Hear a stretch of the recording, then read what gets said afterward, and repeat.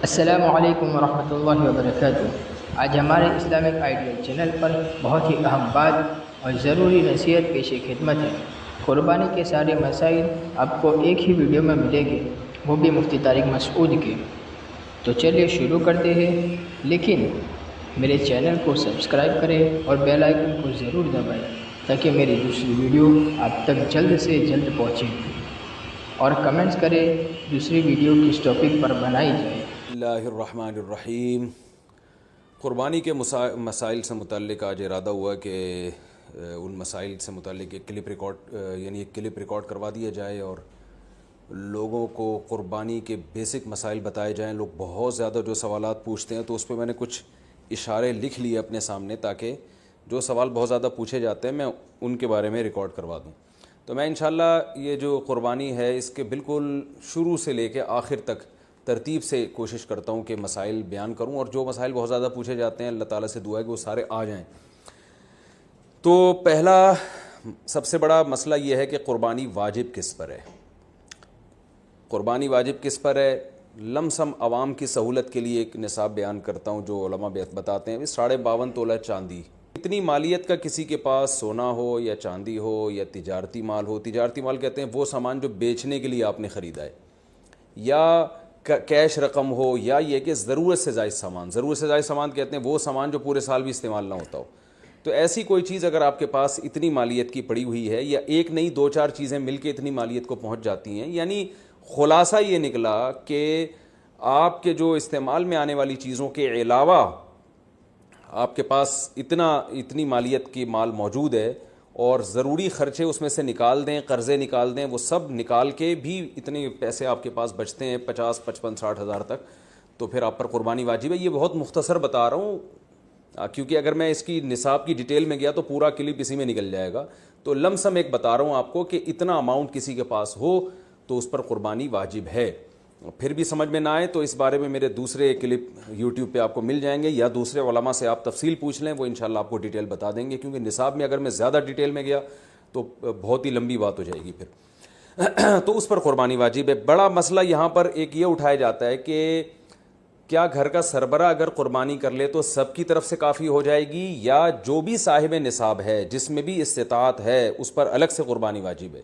اس میں فقہا کا اختلاف ہے۔ بعض علماء کی رائے یہ ہے کہ ایک آدمی اگر گھر کی طرف سے قربانی کر لے تو سارے اہل خانہ کی طرف سے کافی ہو جاتی ہے، اور اس کے بارے میں بعض تابعین سے آثار منقول ہیں، مصنف ابن ابی شیبہ کی روایات ہیں، لیکن ہماری رائے یہ ہے، اور بر صغیر کے علماء کی رائے یہ ہے، اور امام ابو حنیفہ رحمہ اللہ تعالیٰ کی بھی رائے یہی ہے کہ ہر شخص پر الگ سے قربانی واجب ہے اگر وہ صاحب نصاب ہے۔ اور اس کی 2 دلیلیں بہت مضبوط ہیں۔ سب سے مضبوط دلیل رسول اللہ صلی اللہ علیہ وسلم کی حدیث ہے، من وجد سعة لأن يضحي فلم يضحي فلا يقربن مصلانا۔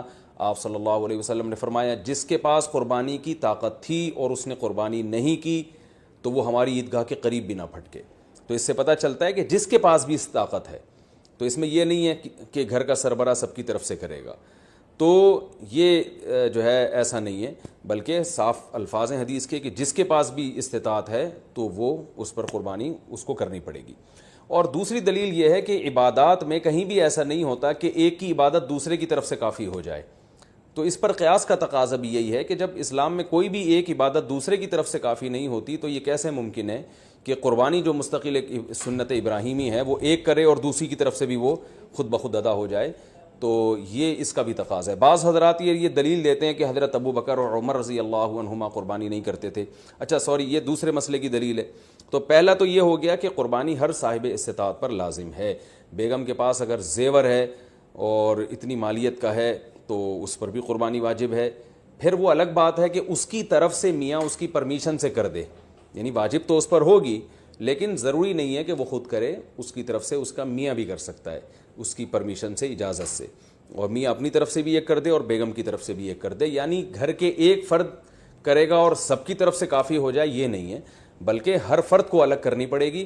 وہ الگ بات ہے کہ اپنے پیسے سے کرنا ضروری نہیں ہے، وہ فرد خود کرے یا کسی سے کروا دے۔ پھر جب کسی سے قربانی کروائے گا تو اس کو پیسے دے، یا جو قربانی اس کی طرف سے کر رہا ہے وہ خود اپنے پیسے استعمال کر لے تو بھی ٹھیک ہے۔ یعنی یہ بھی ٹھیک ہے کہ ابا آپ کے جو ابا ہیں, آپ کے جو والد صاحب ہیں, وہ قربانی کر رہے ہیں اور سب بالغ بچوں کی طرف سے کر رہے ہیں, پیسے کسی سے نہیں لے رہے, تو بھی ٹھیک ہے, کوئی حرج نہیں ہے.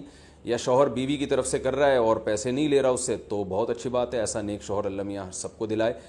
تو یا بیگم صاحبہ کر رہی ہیں اپنے خرچے پہ اور میاں کی طرف سے بھی کر رہی ہیں, میاں سے پیسے نہیں لے رہی, تو سبحان اللہ, بہت اچھا لگا آپ کو سن کے, تو ہمیں بھی بہت اچھا لگا.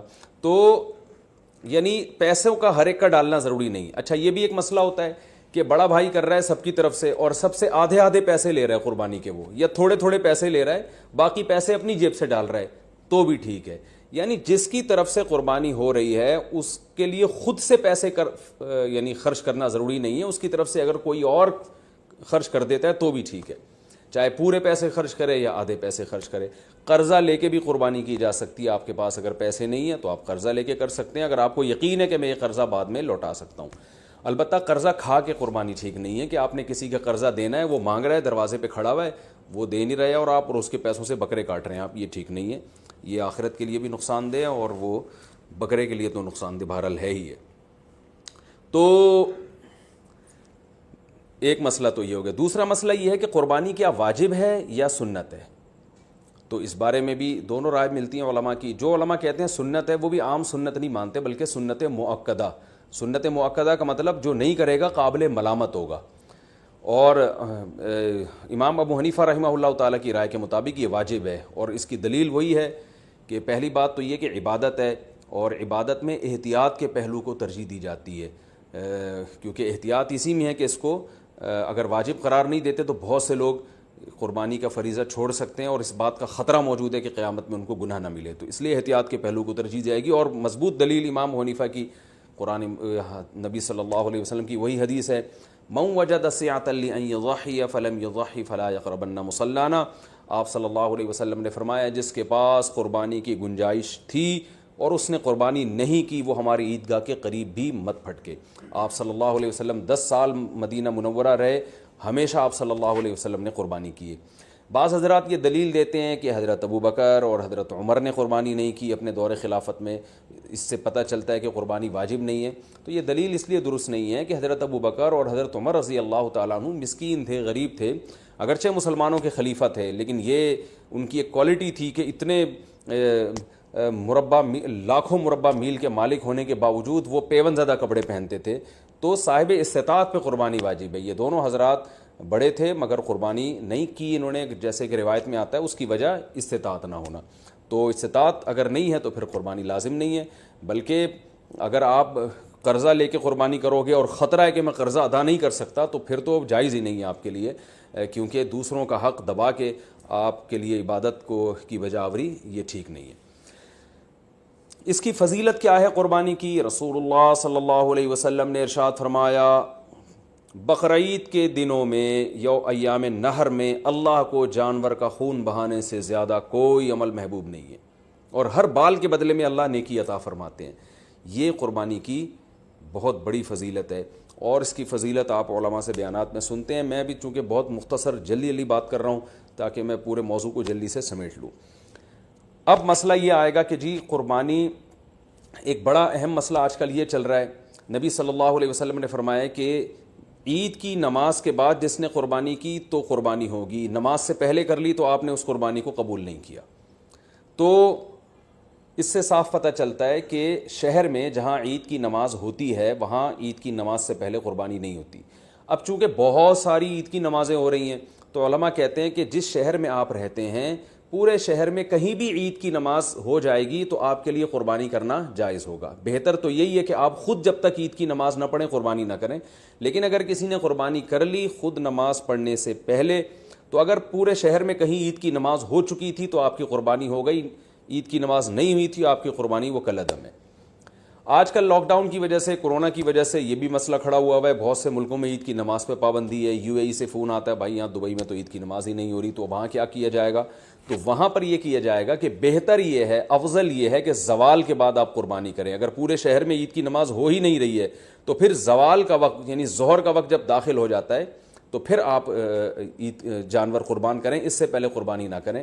لیکن اگر اس سے پہلے کسی نے قربانی کر لی تو فقہا کی ایک رائے یہ بھی موجود ہے, انشاءاللہ وہ قربانی بھی ادا ہو جائے گی. یعنی صبح صادق کے بعد بھی اگر کسی نے قربانی کر لی تو قربانی ہو جائے گی، لیکن بہتر یہ احتیاط اسی میں ہے کہ ایسے جگہوں پہ جہاں عید کی نماز نہیں ہو رہی ہے، بعض کنٹریز ایسے ہیں جہاں عید کی نماز نہیں ہوتی، تو وہاں پر پھر آپ زوال کے بعد جانور کو قربان کریں آپ، یہ مسئلہ ہو گیا۔ اچھا، اب جانور خریدتے ہوئے کیا چیزیں آپ نے دیکھنی ہے؟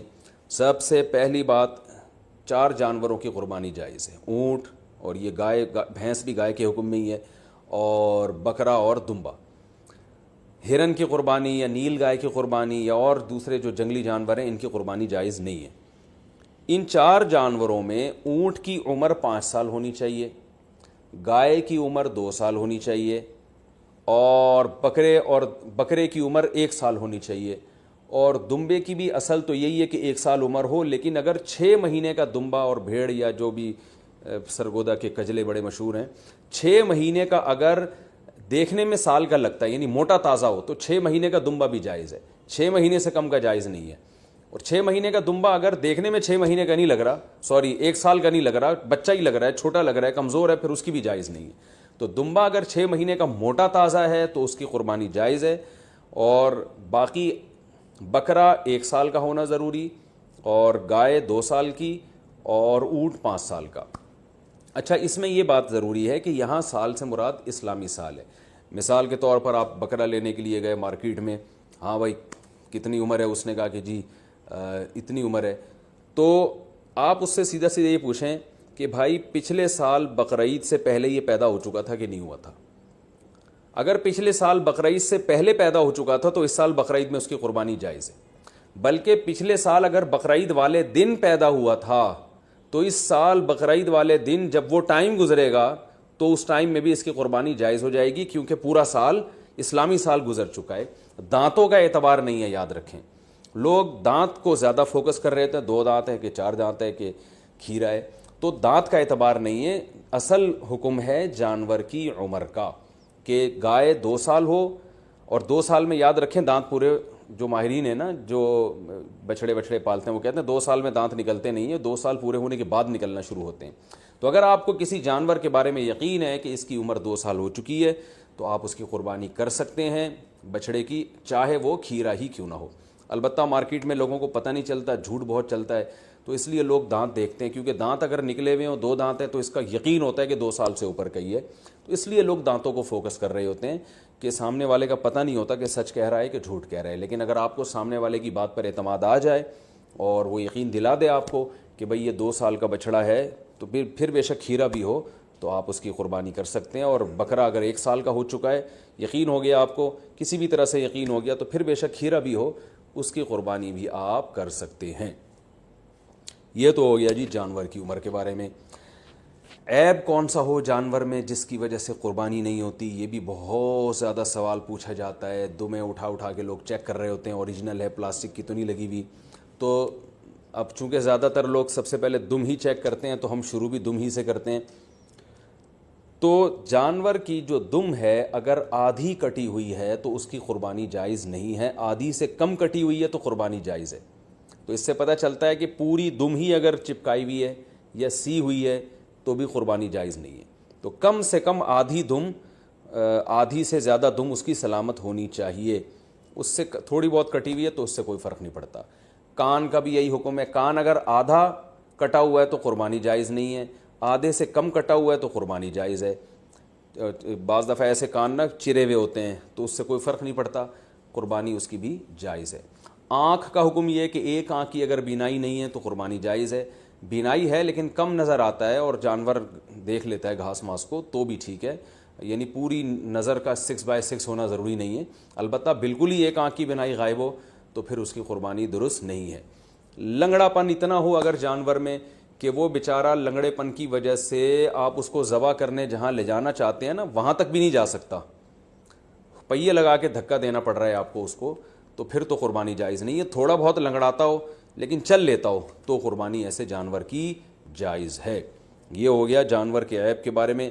خارشی جانور ہو، خارش زدہ جانور، تو اگر خارش اتنی ہے کہ اسکن سے اس کے گوشت کے اندر تک وہ اثرات پہنچے ہوئے ہیں اور اس کی وجہ سے بہت زیادہ لاغر ہو کے ہڈیوں کا ڈھانچہ بن گیا ہے تو ایسی قربانی، ایسے جانور کی قربانی جائز نہیں ہے۔ لیکن اگر ایسی ہی خارش ہے اس جانور کو تو اس سے کوئی فرق نہیں پڑتا. آج کل انسانوں کو آپ کو پتہ ہے اتنی خارش ہے, تو جانوروں میں ہو گئی تو کیا مسئلہ ہو گیا اس سے. سینگ کے بارے میں بھی لوگ بہت سوال پوچھتے ہیں کہ جانور کا سینگ کٹا ہوا ٹوٹا ہوا تو قربانی جائز ہے یا نہیں. بالکل جائز ہے. آج کل تو جانور کے پیدائشی سینگ ہی گھس دیے جاتے ہیں تو وہ جائز ہے. البتہ جانور کا سینگ اگر ٹوٹ گیا چوٹ لگنے سے, اور ایسا ٹوٹا کہ جڑ سے اکھڑ کے نا اس کے دماغ ہل جاتا ہے, پھر تو ایسے جانور کی قربانی پھر جائز نہیں ہے. لیکن اس طرح ہوتا نہیں ہے, کوئی حادثہ ہو جائے تو پھر تو ہوتا ہے جانور کے ساتھ, نارملی ایسا ہوتا نہیں ہے. تو اس لیے منڈی سے جب آپ جانور خریدا کریں تو سینگوں پہ زیادہ غور نہ کیا کریں, تمیز سے جانور لے لیا کریں آپ, ٹھیک ہے. اس میں زیادہ وہمی بننے کی ضرورت نہیں ہے. خصی جانور کی قربانی بھی جائز ہے, اور بعض لوگ اس کو صحیح نہیں سمجھتے, لیکن صحیح حدیث سے ثابت ہے, آپ صلی اللہ علیہ وسلم نے خصی جانور کی قربانی بھی کی ہے. اچھا, دودھ والے جانور کی قربانی بھی جائز ہے, لیکن اس کا دودھ پینا جائز نہیں ہے. ہاں, جب جانور ذبح ہو گیا تو پھر جانور کے ہر آپ جو ہے گوشت سے بھی فائدہ اٹھا سکتے ہیں, دودھ سے بھی فائدہ اٹھا سکتے ہیں. تو اگر آپ نے جانور قربانی والے جانور جو ابھی ذبح نہیں ہوا اس کا دودھ آپ نے پیا تو دودھ نکالا تو صدقہ کرنا پڑے گا اس کو. اچھا, دوسری بات حاملہ جانور کی قربانی, یعنی وہ گائے جس کے پیٹ میں بچہ ہو. یہ سوال بہت زیادہ پوچھا جاتا ہے. تو دیکھیں, اگر وہ گائے جس کے بالکل بچہ ہونے والا ہے, یعنی پورا بچہ بن چکا ہے, بچے کی ولادت کا وقت قریب ہے, تو بہتر یہ ہے کہ ایسے جانور کی قربانی نہ کی جائے, ناپسندیدہ ہے. لیکن جائز ہے, قربانی ادا ہو جائے گی, بہتر یہ ہے کہ نہ کی جائے. اور اگر گائے گابھن ہے اور وہ ابتدائی مرحلے میں وہ حمل ہے اس کے, تو پھر اس میں کوئی یعنی پھر بہتر بھی یہی, پھر اس میں کوئی حرج نہیں ہے, اس کی قربانی آپ کر سکتے ہیں. تو اگر آپ جانور لے کر آ گئے, بعد میں پتہ چلا کہ اس گائے کے پیٹ میں تو بچہ ہے, تو اب چونکہ لا چکے ہیں, واپس تو کرنا آپ کے لیے بہت مشکل ہے. منڈی میں کون لے کے جائے گا اس کو؟ کراچی کی منڈی کو دیکھ کے ہم تو مسائل بتاتے ہیں بھائی. یہاں تو کیچڑ اب بارش میں ماشاءاللہ اتنا ہو گیا ہے کہ لوگ کیچڑ میں تیرتے ہوئے جا رہے ہیں منڈی میں. تو اب وہ اس گابن گائے کو آپ لے کے کیسے جائیں گے؟ تو پھر کوئی حرج نہیں ہے, آپ اس گابن گائے کو بھی ذبح کر سکتے ہیں, کوئی حرج نہیں ہے اس میں. ہاں, اس میں سے بچہ جب نکلے تو وہ بچہ اگر زندہ ہو تو فوراً اس کو بھی ذبح کر دیں آپ, تو اس کا گوشت بھی حلال ہو جائے گا.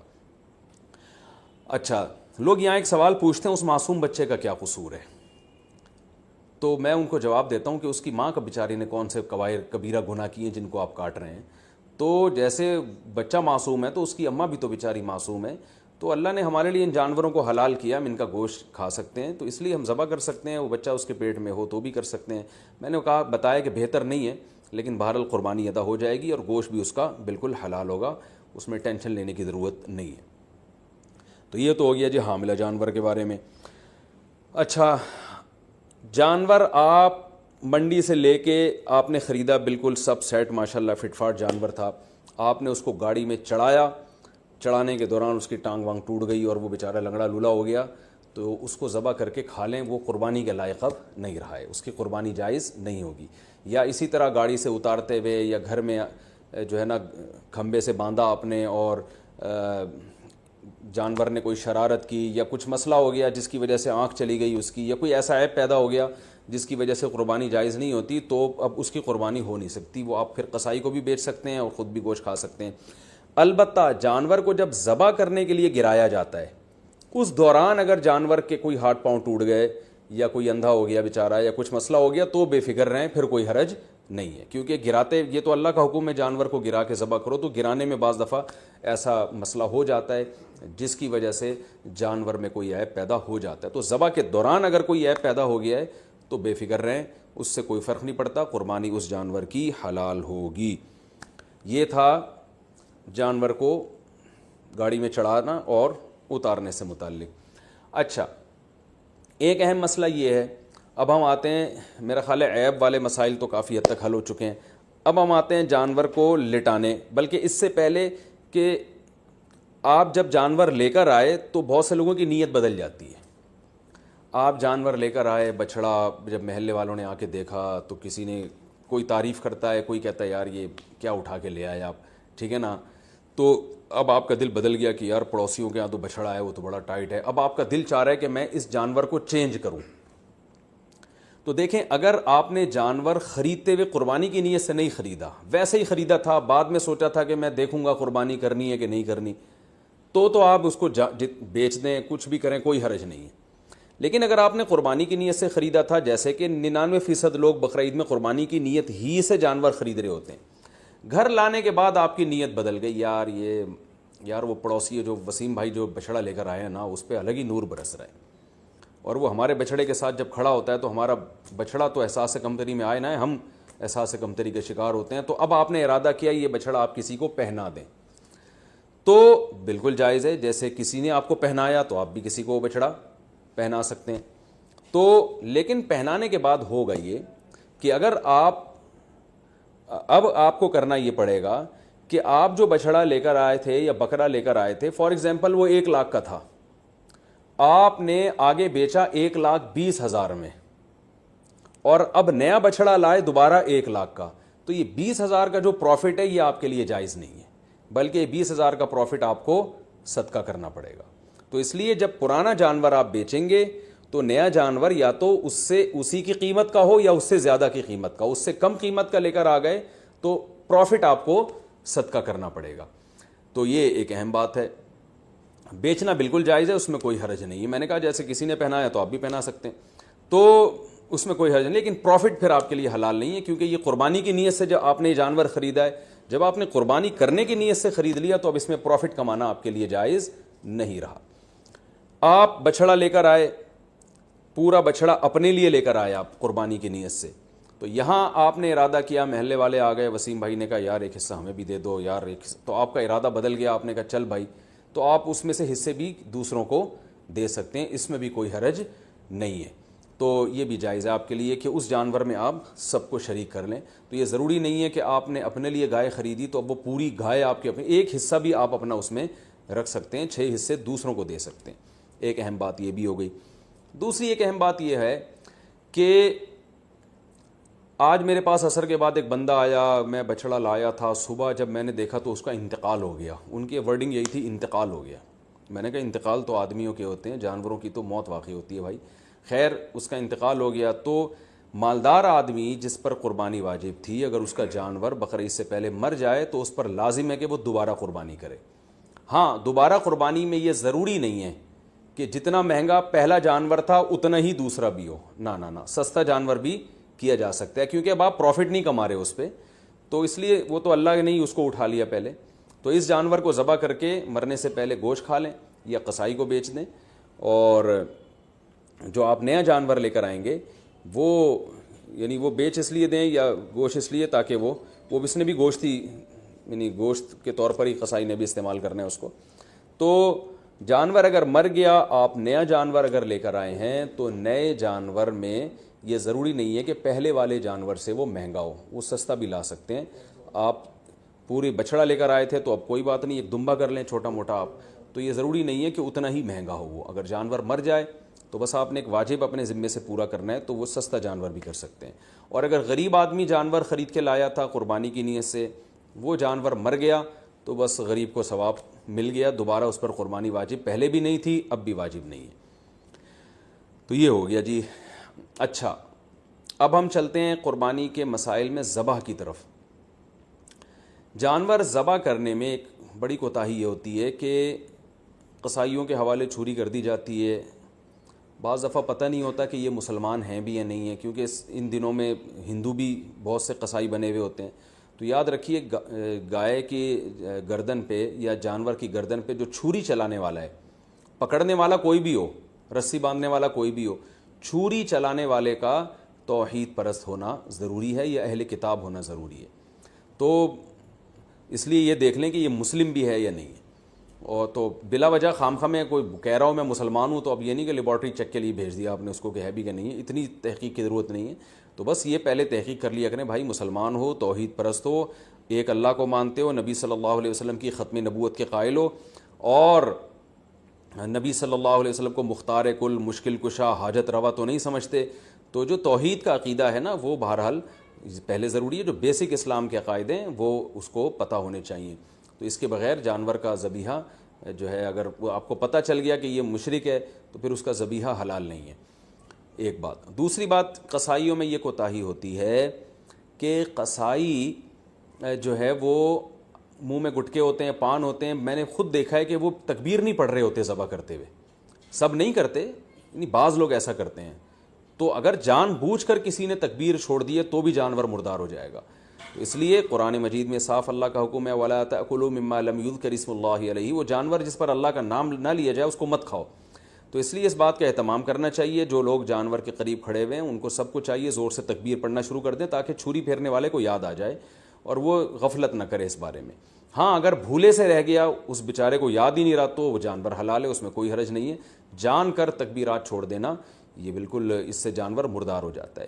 بعض اب ایسے ہوتا ہے کہ ایک آدمی سے چھری چل نہیں رہی ہوتی تو دوسرا بھی ہاتھ لگا دیتا ہے، یار ہم دونوں مل کے چھری چلا دیتے ہیں. تو دو آدمیوں نے اگر چھری چلائی ہے تو پھر دونوں پر تکبیر پڑھنا واجب ہے. دونوں میں سے ایک بھی اگر تکبیر چھوڑ دے گا تو جانور حلال نہیں ہوگا، اس کا خیال کیا کریں. اور ویسے بھی جانور کو خود ذبح کیا کریں. علماء کہتے ہیں کہ جانور ذبح کرنے والا جو جس کی قربانی ہے نا وہ خود ذبح کرے گا تو اس میں زیادہ ثواب ہے. ایک کوتاہی جو بہت عرصے سے میں بتاتا چلا آ رہا ہوں، قصائی جانور ذبح کرنے کے بعد 4 رگیں کٹنے کے بعد حرام مغز میں چاقو مارتے ہیں. یہ بالکل غلط ہے. صرف 4 رگیں کاٹ کے جانور کو چھوڑ دینا ہے تاکہ بلیڈنگ زیادہ ہو، اس کا خون نکل جائے باڈی سے. قصائیوں کے پاس ٹائم کم ہوتا ہے، وہ جلد بازی میں ہوتے ہیں، لہذا وہ کہتے ہیں کون اتنی دیر جانور کے ٹھنڈا ہونے کا انتظار کرے. بالکل ایسے ہی جیسے خواتین کو جب ڈیلیوری ہوتی ہے نا، بچہ پیدا ہوتا ہے تو بعض گائنی کی ڈاکٹر کہتی ہیں کون اتنی دیر انتظار کرے گا، لاؤ چاپڑ چاقو کینچی لاؤ، پیٹ چاک کرو اور آپریشن کر کے بچہ باہر نکالو، ہم نے دوسرا کیس بھی نمٹانا ہے. تو ہر آدمی جلدی میں گھوڑے پہ بیٹھا ہوا ہے. تو قصائی تو آپ کو پتہ ہے اس وقت جیٹ طیاروں پہ بیٹھے ہوئے ہوتے ہیں بقرعید والے دن، تو ان کے پاس اتنا ٹائم نہیں ہوتا جانور کی 4 رگیں کاٹیں پھر چھوڑ دیں، بلیڈنگ ہوگی، خون نکلے گا. وہ کہتے ہیں یار بس جلدی سے نا اس کے حرام مغز میں چاقو مارتے ہیں گردن میں، اور جانور کو تکلیف بھی ہوتی ہے اس سے اور جلدی مردار ہو جاتا ہے. اس کا نقصان یہ ہوتا ہے کہ جتنی بلیڈنگ ہونی چاہیے، خون نکلنا چاہیے، نکلتا نہیں ہے.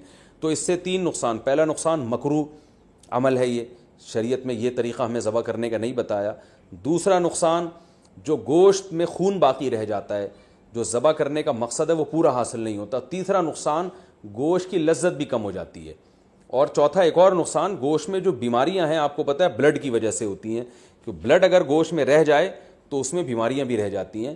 اگر خون اچھی طرح نکل جائے تو گوشت بیماریوں سے بھی صاف ہو جاتا ہے. تو یہ 4 فائدے ہیں جن کی وجہ سے آپ قصائی کو مجبور کیا کریں کہ بھائی ذرا تھوڑی دیر جو ہے نا صبر کرو. اور اگر پھر بھی صبر نہیں کرتا تو جس کھونٹے سے آپ نے گائے کو باندھا تھا، جیسے ہی جانور ذبح ہو فوراً جو جتنے آدمی جانور پہ تھے وہ سارے جانور کو چھوڑ کے قصائی پہ آ جائیں اور اس کھونٹے سے اس کو باندھ دیں تاکہ جانور آرام سے خود سے ٹھنڈا ہو جائے. یہ بھی کرتے ہیں کہ جانور ٹھنڈا ہوا نہیں ہوتا کھال اتارنا شروع کر دیتے ہیں اس کی، تو یہ بھی غلط ہے. لیکن اگر ایسے جو وہ قصائی جو پکڑائی میں نہیں آ رہا، اگر آپ نے اس کو کھونٹوں سے باندھ دیا تو انشاءاللہ یہ تمام ٹینشنیں آپ کی حل ہو جائیں گی. قصائی حضرات ناراض ہوتے ہیں میری ان باتوں سے. بھائی میں آپ کے بارے میں بات ہی نہیں کر رہا، میں ان قصائیوں کے بارے میں بات کر رہا ہوں جو شرافت سے کنٹرول میں آ نہیں رہے. تو آپ تو ماشاءاللہ اچھے لوگ ہیں جو میرا بیان سن رہے ہیں، آپ تو جانور کی 4 رگیں کاٹیں گے، اس کے بعد آپ آرام سے بیٹھ جائیں گے یا دوسرے جانور کو گرانے کی فکر میں لگ جائیں گے. اور یہ جب اس کی بلیڈنگ ہو جائے گی اچھی طرح سے تو ٹھنڈا ہو جائے گا تو پھر آپ اس کا گوشت کاٹیں گے اور کھال اتاریں گے آپ اس کی. تو آپ کے بارے میں بات کر نہیں رہا، میں ان قصائیوں کے بارے میں بات کر رہا ہوں جو جلد باز ہیں. اچھا بھائی، اب مسئلہ یہ ہے کہ گوشت کی تقسیم میں تول کے گوشت تقسیم کرنا ضروری ہے. خوب اچھی طرح سمجھ لیں، گوشت سودی اموال میں سے ہے، لہذا گوشت کے جب 7 حصے ہوں گے تو تول کے ہوں گے. یہ خوب سمجھ لیں. لوگ کہتے ہیں ہم راضی ہیں، تو راضی ہونے کا مسئلہ نہیں ہے، یہ سودی اموال میں سے ہے. اب میں اس کی ڈیٹیل میں جاؤں گا تو یہ کلپ بہت زیادہ لمبا ہو جائے گا، تو اس لیے بس علماء کی بات پر اعتماد کر لیں. اس کو تول کے تقسیم کرنا واجب ہے. اگر تول کے تقسیم سے بچنا چاہیں تو 60 ڈھیریاں بنا کر 7 میں کلیجی ملا دیں، تو پھر تول کے تقسیم کرنا واجب نہیں رہے گا. اس کے دلائل کیا ہیں یہ کسی اور وقت انشاءاللہ بیان کروں گا. تو اور پھر بھی احتیاط اسی میں ہے کہ تولیں بھی اور کلیجی بھی ملا دیں 7 ڈھیریوں میں، تاکہ اگر تول میں گڑبڑ ہو گئی ہو تو کلیجی اس کے جو ادھر اگر تھوڑا سا گوشت زیادہ چلا گیا تو اس کے مقابلے میں ادھر کلیجی آ جائے تو سود سے بچت ہو جائے گی. وہ لوگ کہتے ہیں پتہ نہیں کس قسم کی باتیں کر رہے ہیں، وہ انشاءاللہ بعد میں ڈیٹیل میں اس مسئلے کو سمجھا دوں گا، بلکہ پہلے سمجھا بھی چکا ہوں کئی دفعہ کہ سودی اموال میں عقل نہیں چلتی ہے. جب شریعت نے برابری کا حکم دیا تو بس برابری ہے. تو گوشت بھی سودی اموال میں سے ایک مال ہے. جیسے 10 روپے دے کے کوئی 11 روپے نہیں لے سکتا نا، تو اسی طرح گوشت میں بھی ایسا ہی ہے. تو یہ اس کا خیال کرنا چاہیے. اچھا، قربانی کے حصے داروں میں اگر کوئی شخص حرام آمدن والا شریک ہو گیا تو سب کی قربانی برباد ہو جائے گی. اس لیے اس کا بھی اہتمام کرنا چاہیے. اجتماعی قربانی میں اعلان لکھ کے لگانا چاہیے کہ بھائی حرام آمدن والے شرکت نہ کریں, یا پہلے سے سیٹ اپ بنانا چاہیے کہ ایک الگ سے ایسی گائے ہو جو صرف حرام آمدن والوں کا اس میں حصہ ہو, تاکہ اس میں قربانی ہو ہی نہیں, وہ گوشت ذبح کر کے ویسے ہی غریبوں میں بانٹ دیا جائے. بعض مدارس میں اس کا اہتمام کیا جاتا ہے کہ وہ پہلے سے جو ہے نا کچھ حصے ایسے انہوں نے رکھے ہوئے ہوتے ہیں. تو لیکن اگر آپ گھر کی گائے لائے ہیں یا ویسے کسی گائے میں حصہ لے رہے ہیں اور اس میں کوئی حرام آمدن والا آ گیا, لیکن اگر آپ کو پہلے سے پتہ نہیں ہے تو پھر شریعت نے ہمیں بلا وجہ کے تجسس کا حکم نہیں دیا. یہ ایک آدمی زبان سے کہہ رہا ہے میں حلال کماتا ہوں, بس اس کی زبان پر اعتماد کرنا ہمارے لیے کافی ہے. اب آپ نے کہیں اجتماعی قربانی میں حصہ لیا, اب یہ نہیں کہ آپ اپنی گائے کے بارے میں تحقیقات کرتے پھرنے اس میں حرام تو ہے کہ نہیں ہے. وہ گناہ پھر انہی لوگوں پر ہوگا جنہوں نے اجتماعی قربانی کا انتظام کیا ہے. اگر انہوں نے خود سے جان کر کسی حرام والے کو شامل کر دیا تو وہ گناہ گار ہوں گے. تو آپ کو اگر جب تک پتہ نہیں ہے تو شریعت میں یہی حکم ہے, اب ہمو ما ابہم اللہ, جس چیز کو اللہ نے واضح نہیں کیا ہے تو ہم اچھا گمان ہی رکھیں گے اس میں. اچھا, یہ قربانی کا گوشت غیر مسلموں کو دینا بالکل جائز ہے, اس میں کوئی حرج نہیں ہے, غیر مسلم کو بھی دے سکتے ہیں. گوشت جب آپ کے ہاں آئے تو آپ بہتر یہ ہے کہ اس کے 3 حصے کر دیں, ایک غریبوں کے لیے, ایک رشتہ داروں کے لیے اور ایک اپنے لیے. رشتہ داروں کا مطلب یہ ہوتا ہے کہ جو دعوتیں آپ کرتے ہیں وہ بھی رشتہ داروں ہی میں آتی ہے, تو اس لیے آج کل یہ بھی ٹھیک ہے کہ 1/3 صدقہ کر دیں, 2/3 گھر میں رکھ لیں جس میں آپ دعوتیں بھی ہو رہی ہیں اس میں خود بھی کھا رہے ہیں. اور علماء نے بیان کیا بھائی جس کی اولاد زیادہ ہے, اہل و عیال زیادہ ہیں, اور تو وہ اگر پورا گوشت بھی گھر میں رکھ لے تو بھی ٹھیک ہے, اس لیے کہ اپنے اولاد کا, اپنے بچوں کا حق پہلے ہے. کیونکہ وہ اگر دمبا بیچارے نے ذبح کیا اور وہ 1/3 صدقہ کر دے گا تو 8-10 بچے, تو پھر وہ میرا خیال ہے وہ غریب آدمی کے بچے, تو پھر تو پورے سال بیچاروں کو گوشت نہیں ملتا. تو ایسے غریب آدمی کے لیے حکم یہ ہے کہ وہ پھر پورا گوشت بھی رکھ لے, یہ زیادہ بہتر ہے اس کے لیے. اور 1/3 گوشت صدقہ کرنا یہ بھی مستحب عمل ہے, کوئی فرض واجب نہیں ہے, لیکن بہرحال اس پہ عمل کرنا چاہیے. کیونکہ قرآن مجید میں اللہ تعالیٰ کا ارشاد ہے کہ اطعموا القانع والمعتر, کہ خود بھی کھاؤ اور کلو منہا, خود بھی اس میں سے کھاؤ اور محتاجوں کو بھی اس میں سے کھلاؤ. خود بھی کھانا چاہیے, محتاجوں کو بھی کھلانا چاہیے. ایصال ثواب کے لیے قربانی, ابا اماں کی طرف سے قربانی, جو مرحوم ہے, دادا نانی کی طرف سے قربانی, یہ بالکل جائز ہے, اس میں کوئی حرج نہیں ہے. بعض صحابہ سے بھی ثابت ہے اور رسول اللہ صلی اللہ علیہ وسلم سے بھی ثابت ہے کہ آپ نے 2 مینڈے ذبح کیے, ایک اپنے لیے اور ایک اپنی امت کے لیے. تو پتہ چلا کہ یہ قربانی اپنے لیے بھی ہو سکتی ہے اور اپنے علاوہ کسی اور کے لیے بھی ہو سکتی ہے. وہ کسی اور کوئی بھی ہو سکتا ہے, نبی صلی اللہ علیہ وسلم بھی ہو سکتے ہیں, آپ کے والدین بھی ہو سکتے ہیں, تو کوئی بھی ہو سکتا ہے. لیکن جب آپ کسی اور کے لیے قربانی کر رہے ہیں تو یا تو وہ دنیا سے جا چکا ہوگا یا وہ زندہ ہوگا. اگر دنیا سے جا چکا ہے تو وہ قربانی کا گوشت آپ خود بھی کھا سکتے ہیں, لیکن اگر وہ زندہ ہے تو اس کی پرمیشن کے بغیر اس کے لیے قربانی نہیں ہو سکتی, کیونکہ وہ ایک عبادت ہے اور جو زندہ آدمی ہے وہ عبادت کا اہل ہے. جب تک اس کی وہ نیت نہیں کرے گا خود تو اس کی قربانی نہیں ہوگی. تو وہ اس کی نیت کے لیے ضروری ہے کہ اس کو کم از کم اطلاع ضرور دی جائے اور وہ اس پہ راضی ہو, چاہے وہ زبان سے اجازت دے دے یا دل سے ویسے ہی راضی ہو, یعنی آپ کو پتہ چل جائے کہ یہ راضی ہے اس پر, تو بھی ٹھیک ہے. اگر کسی نے وصیت کی تھی کہ میرے مرنے کے بعد میرے لیے قربانی کرنا اور مال چھوڑ کر گیا ہے وہ قربانی کا, تو پھر اس کی قربانی میں سے بھی گوشت کھانا جائز نہیں ہے, وہ قربانی بھی آپ کو وہ سارا گوشت صدقہ کرنا پڑے گا. اچھا بھائی, ایک مسئلہ یہ بھی ہے کہ قربانی کسی نے نہیں کی اور بعد میں خیال آیا کاش میں قربانی کر لیتا, تو یاد رکھیں بقرعید کے 3 دن جب گزر جائیں گے تو اس کے بعد قربانی اب جائز, یعنی اب قربانی جائز نہیں ہوگی, کیونکہ وہ 3 دن گزر گئے, قربانی کا ٹائم ختم ہو گیا. اب آپ نے اگر جانور ذبح کیا تو اس کا سارا گوشت آپ صدقہ کر دیں, اور بہتر یہی ہے کہ جانور کی قیمت صدقہ کریں آپ, کیونکہ اب قربانی کا ٹائم چلا گیا. تو اس لیے بقرعید کے 3 دنوں, پھر وہ اگلے سال بقرعید میں بھی نہیں ہو سکتی قضا اس کی, تو بس بقرعید کے 3 دن کے اندر اندر تو جانور ذبح کرنا ہے. اگر آپ نے ذبح نہیں کیا اور آپ پر قربانی واجب تھی, آپ سے غلطی ہوئی ہے, تو اب 3 دنوں کے بعد آپ نے کیا کرنا ہے, اس جانور کا یعنی اس جانور کی قیمت آپ صدقہ کر دیں. اب جو ہے وہ قربانی کا ٹائم چلا گیا. اور یہ بھی یاد رکھیں, اس پر بہت مضبوط دلائل ہیں کہ قربانی کے صرف 3 دن ہیں. اس پر میں کلپ ریکارڈ کروا چکا ہوں, صحابہ تابعین کے آثار ہیں, احادیث ہیں کہ صرف 3 دن قربانی جائز ہے, چوتھے دن قربانی جائز نہیں ہے. بہت ساری روایات ہیں اس پر صحابہ کرام کی, تقریباً اجماع ہے اس کے اوپر کہ چوتھے دن قربانی جائز نہیں ہے. اور جو چوتھے دن والی حدیث ہے وہ بالاتفاق ضعیف ہے. تو اس لیے اپنے اہم ترین عبادت کو آپ ضائع نہ کریں. جو اللہ نے ہمیں 3 دن بتائے ہیں اسی میں قربانی کریں, اور وہ اتنے دن ہیں کہ ہمیں چوتھے دن کی طرف جانے کی ضرورت بھی نہیں ہے.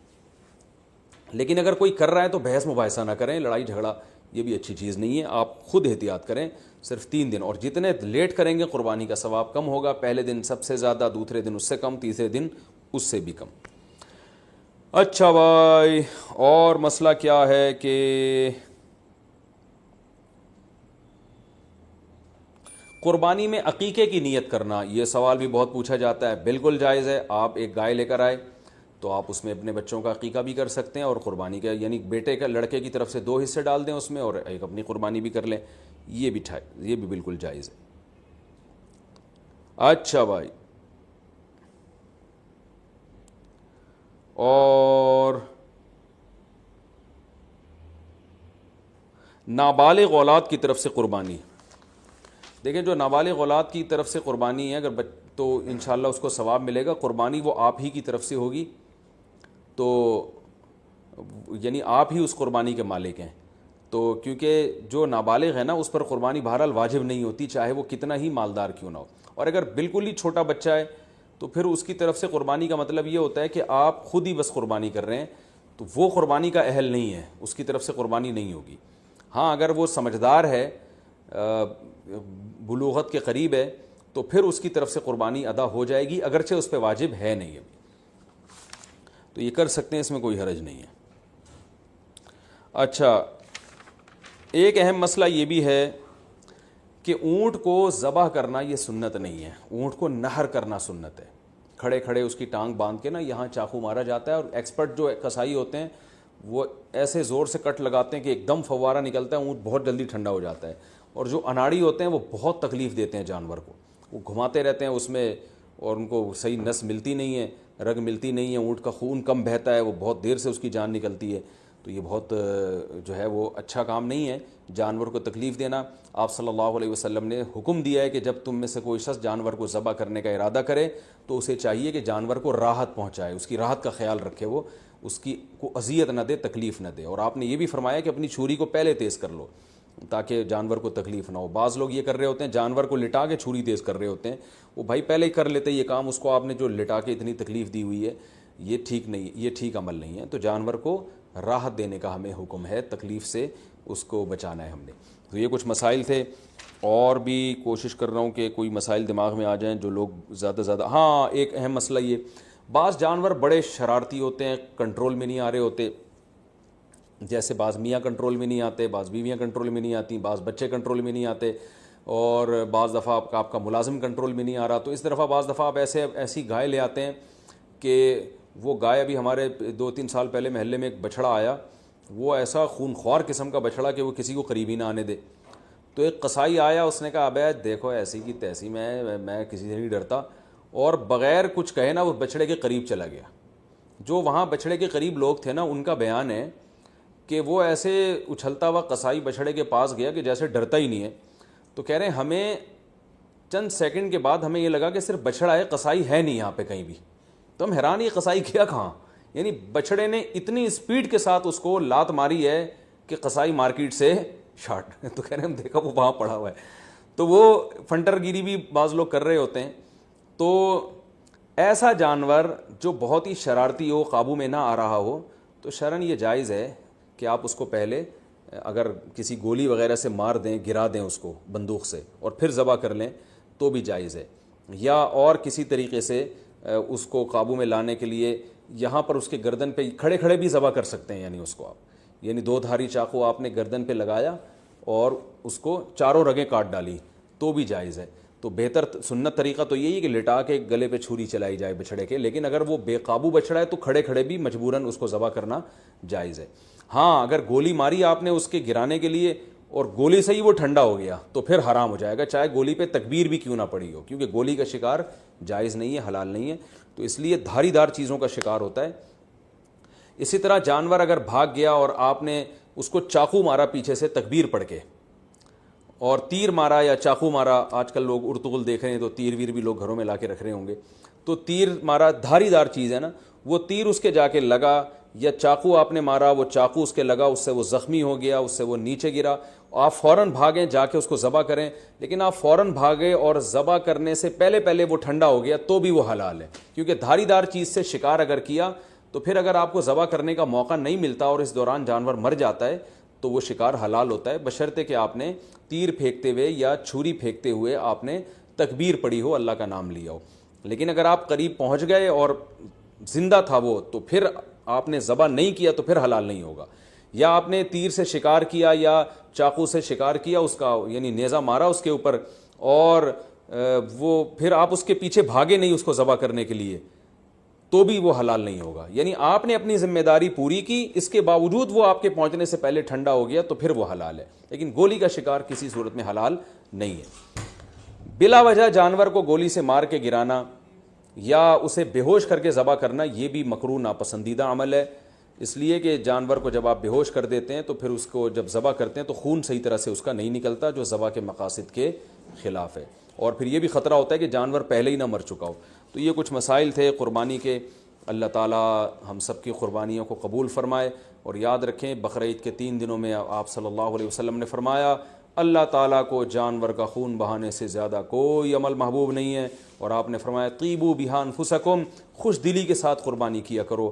اور یہ بہت افسوس کی بات ہے آج ہمارے یہاں جب جانور کو ذبح کیا جا رہا ہوتا ہے لوگ شور مچا رہے ہوتے ہیں, اچھل رہے ہوتے ہیں, سیٹیاں بجا رہے ہوتے ہیں. یہ بالکل بھی ٹھیک نہیں ہے, یہ ایک عبادت ہے.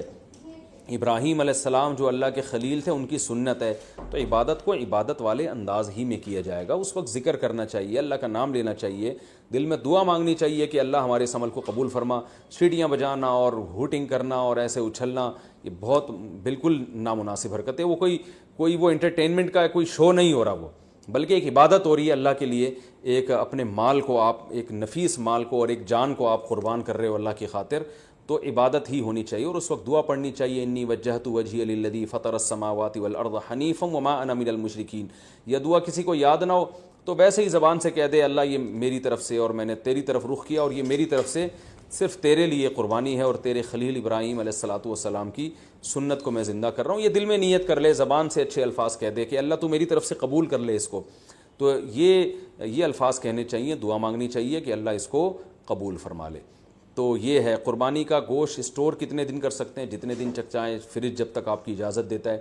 البتہ میں ایک چٹکلا سناتا ہوں. وہ ایک آدمی نے اپنا بکرا دیکھا جنت میں ٹہلتا ہوا نظر آ رہا ہے, بکرا ذبح کیا تھا نا اس نے, لیکن اس بکرے کا ایک ٹانگ جو ہے نا وہ نہیں تھی. تو اس نے بکرے سے پوچھا بھائی تیری ایک ٹانگ کہاں ہے؟ تو اس نے کہا وہ ابھی تک تیرے فریج میں رکھی ہوئی ہے, 6 مہینے ہو گئے ہیں, ٹھیک ہے نا, وہ یہاں پہنچی نہیں ہے. تو اسٹور بھی کر سکتے ہیں لیکن اتنا اسٹور نہ ہو کہ جو ہے وہ آپ 6-7 مہینے, وہ گوشت کی ذائقہ بھی چینج ہو جاتا ہے. کھائیں بھی کھلائیں بھی, اللہ تعالیٰ کو کھلانے والے بھی پسند ہیں. اور قربانی میں تو اللہ تعالیٰ نے ہمیں روزے کو حرام کر دیا بقرعید کے دنوں میں, اسی وجہ سے حرام کر دیا کہ ہم تاکہ قربانی کا گوشت استعمال کر سکیں. تو قربانی کا گوشت کھانا بھی سنت ہے. آپ صلی اللہ علیہ وسلم نے 60 اونٹ اپنے ہاتھ سے نہر کیے تھے, اور روایت میں ہے کہ ہر اونٹ سے کچھ نہ کچھ گوشت آپ صلی اللہ علیہ وسلم نے چکھا تھا. تو اس لیے مبارک گوشت ہے, اللہ کی طرف سے ضیافت ہے. اللہ تو بھائی دال چاول بھی کھلا رہا ہو اپنی طرف نسبت کر کے تو بھی بڑی چیز ہے وہ, اللہ ہمیں گوشت کھلا رہا ہے. تو یہ وہ گوشت نہیں ہے جو پورے سال ہم کھاتے ہیں, یہ وہ گوشت ہے جو صرف 3 دن اللہ اپنی طرف سے ہمیں اپنی طرف نسبت کر کے ضیافت کرتا ہے کہ میری طرف سے یہ تمہاری ضیافت ہے. تو بڑی مبارک چیز ہے. اللہ تعالی ہم سب کو سمجھنے کی, عمل کرنے کی توفیق عطا فرمائے. وما علینا الا البلاغ. ایک اور مسئلہ رہ گیا کہ قصائی کو گوشت کی اجرت کے طور پہ دینا جائز نہیں ہے. قصائی کو الگ سے اجرت دیں. گوشت ویسے ہی جب بیٹھا ہو تو کھانا وانا گوشت پکا کے کھلا سکتے ہیں, سب کھا رہے ہوتے ہیں تو وہ بھی کھا سکتا ہے. لیکن گوشت جو الگ سے قصائی لوگ سائڈوں پہ نکال لیتے ہیں, پٹ کا گوشت الگ کر دیا, چانپیں ادھر کر دیں, بہت ہاتھ گھوم رہے ہوتے ہیں بعض قصائیوں کے, تو ان کو منع کریں اس عمل سے. اور خاص طور پہ جو مشترک جانور ہے حصوں والا, اس میں تو یہ عمل اور بھی برا ہے. اللہ تعالیٰ عمل کی توفیق عطا فرمائے. وما علینا الا البلاغ.